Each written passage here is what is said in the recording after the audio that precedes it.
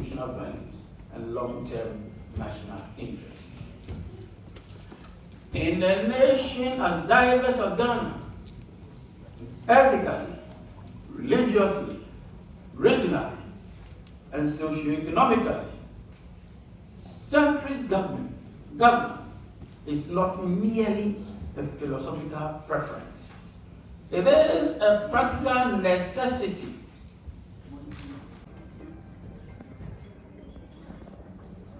Thank you very much.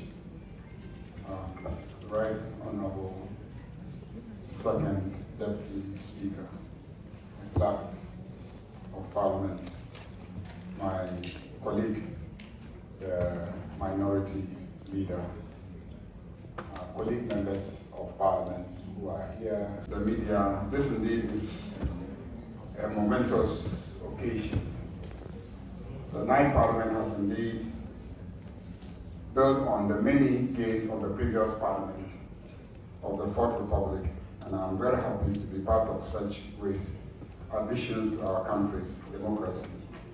This is why I'm not just happy, but also honored to give these remarks as a precursor to the lecture that will be delivered by the Honorable Minority Leader at this maiden edition of the Public Affairs Subdivision's public lecture, aimed at demystifying the institutions of Parliament, bringing it closer to the people, and ultimately engendering effective citizen participation in our legislative process. Let me veer off a little from my speech. When I became the majority leader, the first thing that I did was to work with the Public Affairs Department to establish a television station for Parliament. That's the first thing that I did. And because of that, proceedings are now live on national television. Across the country, everybody gets to watch proceedings live. You don't have to wait till evening and then, after the news, CTFM will report today in Parliament and then give some highlights of what could have happened during that day. Now, citizens, when they are available, and even when they are busy in their offices, will just be watching their televisions, and then they'll be following debates in Parliament, how their issues are being addressed in Parliament. And that has indeed given a lot of attention to Parliament in recent times. But what it has also done is that when we finish proceedings, we tend not to have a lot of content. So we have to keep repeating and repeating and repeating the proceedings of the previous day. And then we keep repeating these interviews of members of Parliament. I'm sure people are bored of those interviews being repeated, every single day. And so we have to develop content. We have to develop content so that at all times there's something new in terms of what our television station is broadcasting. I find this initiative to have these lecture series as something that will go to assist our station to develop content that can be broadcast and continue to engage the public. I know some may be thinking that centrism is just a fancy word for people who cannot make up their minds. Let us journey together through what centrism actually means, not in a political sense, but in the lived reality of our country. Ghana, because of the story of centrism, is in many ways the story of how we have governed ourselves. Understanding the left and the right. To understand centrism, we must first understand what it sits between. On one hand, on one end of the political spectrum, we have the left, center left, and far left. On the other hand, we have the right, center right, and then the far right. The political left, in its classical sense, believes in the active role of the state. It believes that inequality is not natural, it is structural. that if you are born poor, it is not simply because you did not work hard enough. It is because systems, institutions, and histories have stacked the odds against you. And therefore, it is the job of government to intervene, to redistribute wealth, to provide public services, to regulate markets, to protect workers, to ensure that every citizen has a floor beneath their feet below which they cannot fail. On the other side, the political right, in its classical sense, believes in the primacy of individual freedom and the power of the free market. It argues that when government tries to do too much, it does most things badly. It creates bureaucracy and stifles innovation and obstructs private enterprise. The right says, get the state out of the way, let businesses compete, let individuals make their own choices, let the market determine prices, let merit determine outcomes. In the long run, the rising tide will lift all boats. This is the tradition that gave birth to privatization, deregulation, low-tax economies, entrepreneurship culture, and here in Ghana, it resonated in sentiments like, let the private sector lead, create the conditions for business to thrive, trust the Ghanaian entrepreneur. Both of these traditions have produced results. Both have also produced failures. The far left, taken to its extreme, has produced states that are bloated, corrupt, and repressive, where the government controls everything and citizens control nothing. The far right, taken to its extreme, has produced societies of savage inequality, where a handful of people own almost everything and the majority struggle to survive. This is where centrism becomes a mitigating factor. Centrism may sound cautious or even denote indecision.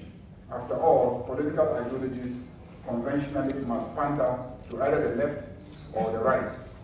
That, after all, is what distinguishes socialism from capitalism, and it is what capitalism, and that is what, in conventional terms, political parties and their ideologies must show. So to some, perhaps, centrism becomes a convenient place to stand when one does not wish to offend either side. But I want to suggest that in the Ghanaian experience, centrism is none of those things.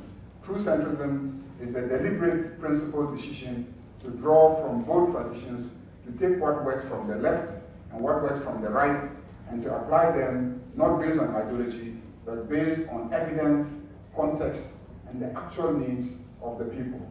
A centrist government can support free market principles in one breath and defend robust public investment in the next, because it understands the reality is more complex than any single ideology can capture. It does not ask whether a policy left or it does not ask whether a policy is left or right, but interrogates whether the policy works, whether it improves the lives of the people, if it is just or sustainable. Center-left politics leans towards using the state to address inequality and provide social services, while still accepting the market as the primary engine of growth.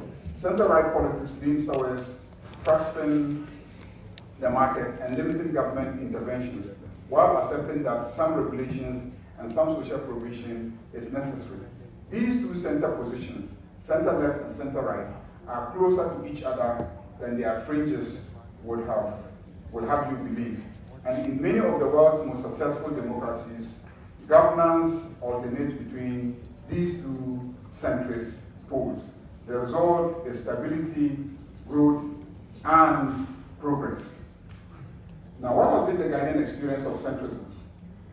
As Ghana is a fascinating case study in centrism, not because we deliberately designed it that way, but because our history, our culture, and our constitutional architecture have conspired to produce it naturally for us here in Ghana, in our political life. Centrism has even been sort of comfort. At this point, let me veer off from my speech and just indicate that when it comes to the debate about center centrism, center-right, center-left, and all that, far right, far left, and all that. I find that our constitution is clear on what should be the political ideology of Ghana. And I have my senior lawyers in this room. If you go to the directive principles of state policy, the directive principles of state policy says that the directive principles of state policy contained in this chapter shall guide all citizens, Parliament, the President, the Judiciary, the Council of State, the Cabinet, political parties, and other bodies and persons in applying or interpreting this Constitution or any other law, and in taking and implementing any policy decision for the establishment of a just and free society. So the Directive Principles of State Policy has predetermined the ideology of Ghana. And if you read through the provisions on economic objectives and social objectives, you will find out that, in fact, we don't even need to be engaged in a debate about whether we are left or we are right, because the Constitution has defined an ideology for us. And clearly that ideology is centrism, which is that invest if you have to invest. Allow the private sector if you have to allow the private sector. But ultimately, do whatever it takes so that you can establish a just and free society in which people are enabled to benefit from governance. It is my considered opinion that since 1993, governments of different political traditions have come into office with strong convictions and clear mandates. For over 30 years now, power has alternated between the National Democratic Congress and the New Patriotic Party. And if you study their records in government, you will find something very interesting. Both parties, when they govern, end up governing from the center. The NDC, which traces its roots to a revolutionary tradition, has presided over market liberalization, private sector partnerships, and fiscal austerity when necessary. The NPP, which champions free enterprise, has expanded social protection programs, built public infrastructure, and intervened heavily in the economy when the situation demanded it. This is not hypocrisy, this is centrism in practice. This is what responsible governance looks like when you are no longer complaining, but actually running a country with diverse needs, limited resources, and complex challenges. So the question we must confront is not whether centrism sounds attractive, but whether it can be used in addressing inequality, in managing our economy, in strengthening our institutions, and in restoring confidence in democratic leadership.